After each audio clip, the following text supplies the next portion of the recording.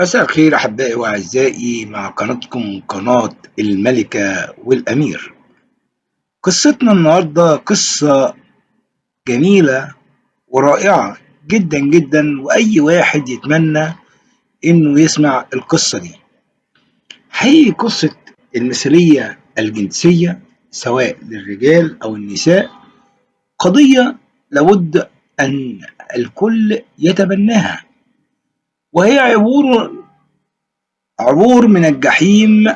مريم بيباوي متعافية من المثلية بعد سنوات من الاغتصاب والعنف الأسري. دائما ما يكون الآباء المكان الدافئ، الأب والأم المفروض يكونوا المكان الدافئ بهذا العالم لأولادهم. هو المفروض يكونوا المخبأ اللي يهرب إليه الطفل، يروح في حضنهم، يرتموا في حضنهم، ياخدوا منه طعم الحياة والحب والرعاية. مريم بيباوي ما كانتش بتستمتع بتلك المشاعر خالص، ولا الرعاية ولا اهتمام من والديها، بل كانوا بالعكس بيقعدوا يضربوها ويعنفوها ويسيئوا ليها بأبشع الصور. كانت فعلا طفولتها أشبه بالجحيم، عاملة زي الجحيم اللي حاولت الخروج منه. حاولت إنها تخرج بكافة الطرق من هذا السجن النفسي، لحد ما أدركت إنها مصابة بإصابة مثلية جنسية. ووفقا لحديثها لينا إحنا قناة الملكة والأمير، بتقول مريم إيه بقى؟ شعرت مريم بغربتها الجسدية في جسد الأنثى بعد ما للأسف اتعرضت لحوادث اغتصاب وتحرش كتير قوي. كانت أولها وهي عندها وهي بخمسة ابتدائي من إنسان سافل من قبل أحد الأقارب، بالإضافة إلى إساءة أسرتها ليها كأنثى، كانوا بيهنوها بسبب جسدها. أصبحت فعلا أرض خصبة للإصابة بالمثلية الجنسية. ولكن بتقول أسرتي مكونة من 7 أفراد، وكنت أنا البنت الصغيرة. ما كنتش شايفة نفسي زي أي بنت خالص. دايما كنت حاسة إن في حاجة جوايا غلط، عشان أهلي كانوا بيعاملوني على إني غلطة في حياتهم، ودي أسوأ حاجة، إن الأهالي يحسسوا ولادهم إنهم غلطة في حياتهم. كانت بتقول كنت واخدة شكل الراجل في كلامي وشكلي وطريقتي، ما كنتش فاهمة إن ده بي يؤدي إلى المثلية الجنسية، وكنت دايما خايفة من أهلي. وكانت مريم بتحكي لنا وبتقول لنا عن تفاصيل إصابتها بالمثلية الجنسية. مريم بتقول حاولت مريم الهروب من منزلها نتيجة إنه اغتصبوها عدة مرات.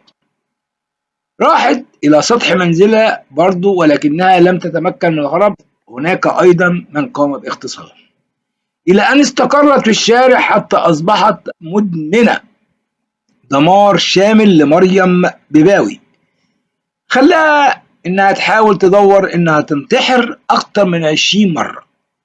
بتقول فضلت سنين مش فاهمة مالي وليه بقيت مدمنة وعايشة في الشارع، لحد ما عرفت إني مريضة بمثلية الماضي. في ليلة، بتقول وهي في عمر 24 سنة، قررت مريم إنها تغير حياتها عشان تعبر أو من جحيم المثلية اللي كاد أن يقتلها. لم تكن مريم متعلمة، مريم ما كانتش متعلمة ولا تجيد القراءة ولا الكتابة. أصرت إنها تعلم نفسها عشان تقعد تقرأ عن المثلية الجنسية بشكل أكبر عشان تتشفي منها. مريم بتقول توجهت مريم لمختصين يساعدوها عشان تتعافى. عالجوني بالحب والاهتمام والدعم الكبير والتشجيع، وقدرت أخرج طاقتي، وكتبت وقتها 1000 كشكول عن قصتي، لحد ما كتبت 6 كتب عن قصتي مع المثلية الجنسية. طلعت بكائي واكتئابي ومشاعري المكبوتة طول حياتي، عالجت الإساءة المرتبطة بالماضي والتربية اللي دمرت حياتي، وقدرت ساعتها أغفر لأهلي اللي طعنوني ودمروني واغتصبوني. تروي مريم تفاصيل رحلة تعافيها. الرحلة مكونة من 20 بند، أهمها إنك تقرب من ربنا وتفهم معتقداتك الصحيحة، وتفهم إيه الفرق بين أو الفتيات والرجال، وإيه ميول كل واحد. كنت فاهمة غلط عن جسمي، وفهمت جسمي وحبيته بعد 4 سنين من العلاج، وبدأت أشعر بأنوثتي، أشعر بإني بنت حقيقي، وكملت دراستي وتعلمت الرسم وعبرت من خلاله عن قصتي. بدأت أعبر عن الكتابة بالكتابة وبالرسم، وعديت انتكاسات كتيرة قوي، لكن قدرت أقاوم وأقوم من جديد. يقول الصديق يسقط الصديق 7 مرات ويقوم، يعني أكتر من 777 مرة. بتقول بعد سنوات طويلة من خوضها لمعركة المثلية الجنسية تزوجت مريم، واستمر زواجها حتى الآن 14 سنة، لحد ما بقى عندها 36 سنة. دعم مريم أطباء ومختصون من داخل مصر وخارجها، مؤكدا في دكاترة كتير أجانب دعموا قصتي وشجعوني، وده ساعدني أكمل دراستي بره مصر وأكسب خبرات أكبر. مصر أو سوريا عفوا، مريم لم تنتهي رحلتها عند هذا الحد، بل ارتدت ثوب المختصة النفسية، بقت من أحد المختصين بعد سنوات من معاناتها مع المثلية الجنسية.